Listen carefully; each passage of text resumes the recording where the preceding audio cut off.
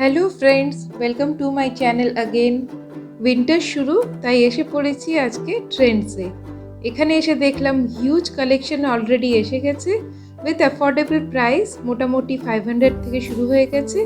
শুধু কালেকশনই হিউজ নয়, এটা হলো খুবই stylish, trendy and comfortable dresses আপনারা এখানে পেয়ে যাচ্ছেন।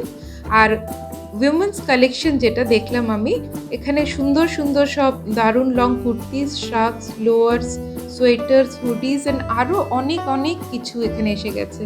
আর উইথ আপনার সব সাইজের মোটামুটি পাওয়া যাচ্ছে আর খুবই কমফোর্টেবল। হাতে টাচ করে দেখলাম খুবই কমফোর্টেবল আর খুবই ভালো কোয়ালিটির। তো আপনারা দেখতে থাকুন, এনজয় করুন সব ড্রেসেসগুলো। আর আমার চ্যানেলকে এখনও আপনারা যদি সাবস্ক্রাইব না করে থাকেন তো তাড়াতাড়ি সাবস্ক্রাইবটা করে নিন, কেন কি এইরকমই নতুন নতুন updates on food and lifestyle আমি আপলোড করতেই থাকি। তো সাবস্ক্রাইব করে নিন আর শপিংকে এনজয় করুন।